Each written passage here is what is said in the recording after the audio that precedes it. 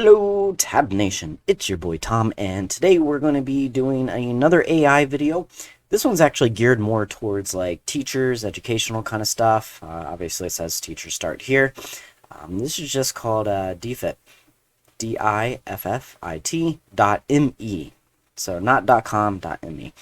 So you're going to start on this page. You can just click the start button here. And it's going to take us here. Now I can always log in. I'm just going to use Google at the time. That's just the easiest. And there we go.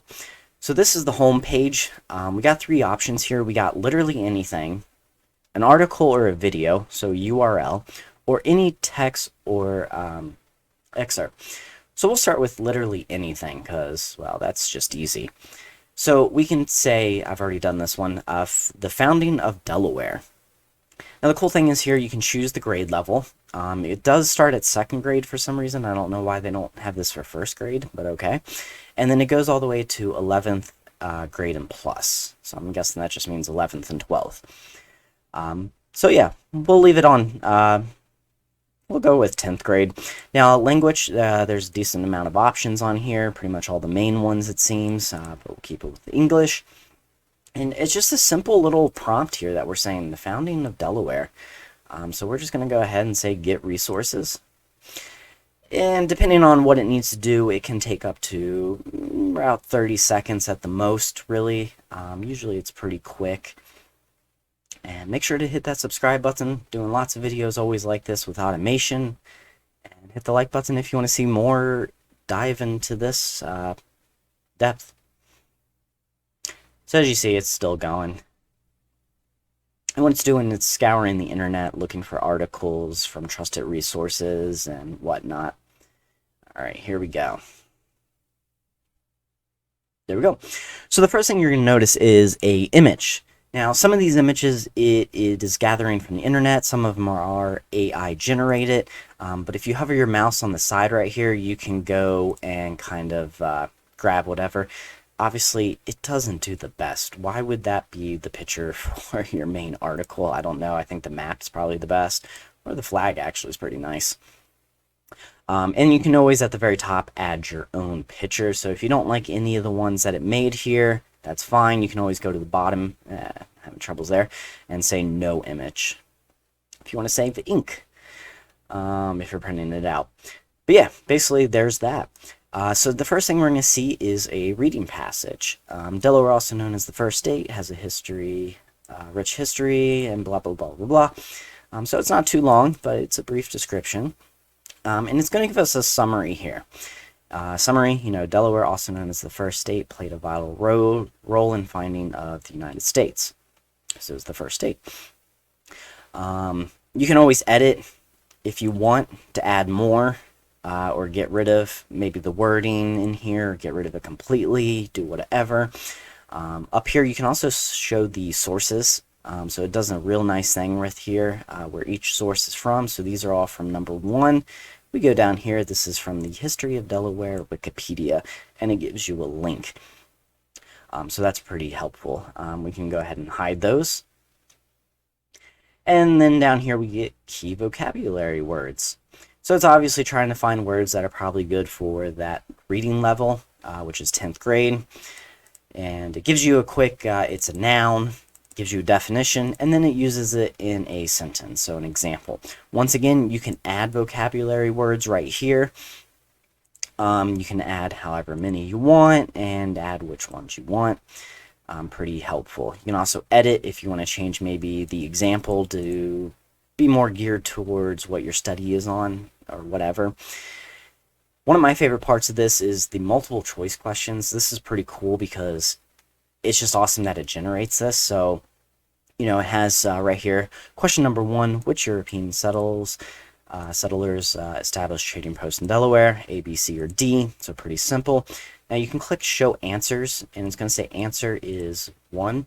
Now, let me open Notepad real quick. Obviously, if you're using Word or whatever, that's fine. So let's say I copy this whole question and I put it over here. It is going to show the answer right there. So just be careful that you are making both a teacher's key but also the student version where you're making sure that it's not showing the answer, because then what's the point? So make sure you do show answers and hide answers, and then copy it first for both states. Short answer is just more like freehand, once again, basically all the same thing. You can show answer. Obviously, the answer is going to be open for however the student wants to write it. You can add questions, copy, edit, that kind of stuff. Open-ended prompts. This one obviously is not displaying answers, because this is more of like, what's your opinion on stuff in a way. Once again, you can add prompts, that kind of stuff. And by default, it just generates 3 for every single field. Just add more, that kind of thing. But now let's take a look here real quick.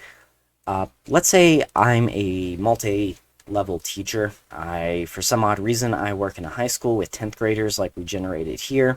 But tomorrow I'm substituting for much younger kids, so maybe tomorrow I'm going to be working with 3rd graders.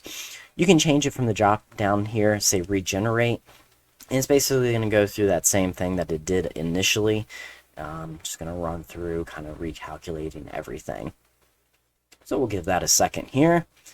I'm going to pause the video and skip forward. Alright, so here we are, it regenerated. But as you see, this is a little bit shorter. The wording's a little bit different, a lot more simple vocabulary, that kind of thing. Same thing works here with everything. It's still grabbing from the history of Delaware. The AI is just changing it to be more readable for that age group. Summary. Obviously, the keywords are down here. Some of these keywords, like I said, it's AI. It's not perfect. This one seems a little hard for, 2nd grade level.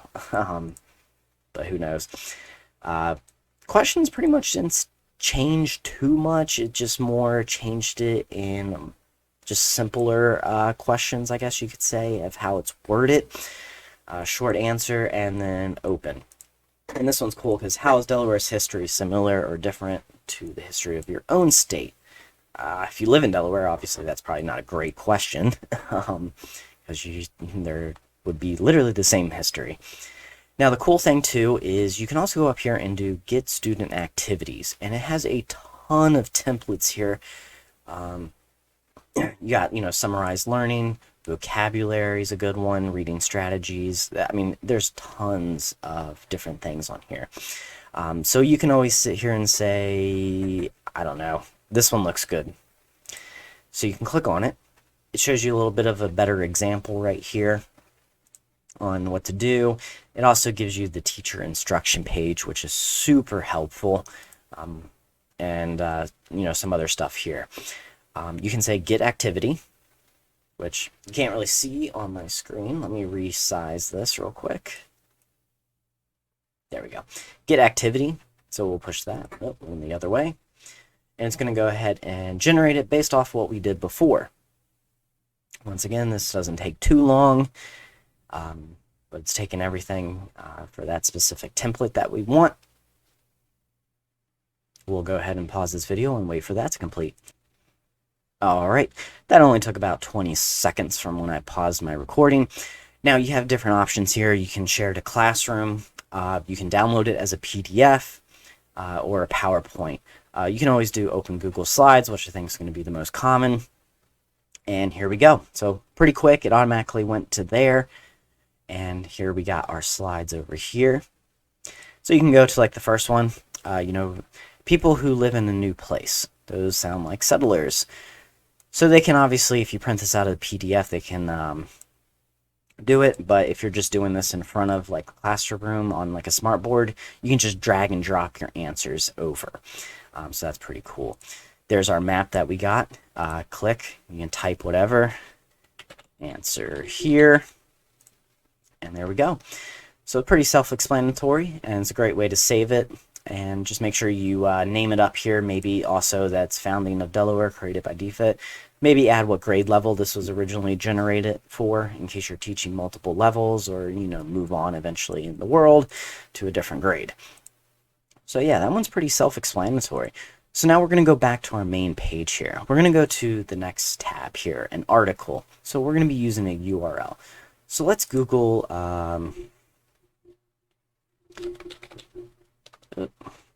History of Roblox. Why not? Misspelled that. Whatever. Here we go. Wikipedia. That's a pretty trusted source. So we got Wikipedia. This is a lot to read, obviously. So we're just going to come up here. You can right-click, say copy, or press Control-C on your keyboard. Jump back over here, then we're going to paste it here. Pretty easy.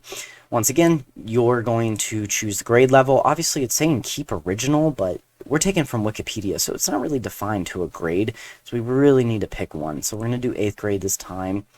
Go ahead and push generate. Run through. I'm going to pause my recording. And I'm back. That was about 30 seconds-ish. So yeah, here, once again, it's going to do basically all the same thing we just saw on the last page, but it's using a URL. That way, if we want to target a specific site versus kind of scouring the internet for a bunch of information all over the place, once again, you got all these different options of what you want to grab for your thing. Okay, I like this one. I'm guessing that's the founder. I don't know.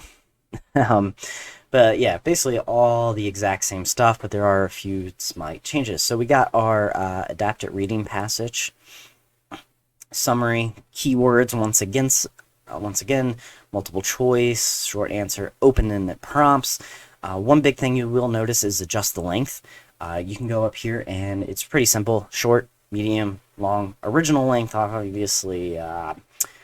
Wikipedia is a pretty long article, so you might want to stay away from that because the whole point of this is to summarize, because then you would just be reading the Wikipedia. But we can say here and say short. Let's keep it short. We're going to regenerate. And it pretty much already has the information, so this one goes slightly faster than the initial AI generation, but not by much. And we'll pause once again. All right. That actually went probably about 10 seconds faster than the initial. Now, obviously, it didn't change it too much. It's not perfect. Once again, it's AI, but you can always edit and, delete however much you want or add to it if you want to change, whatever. You can do that. Pretty simple, right?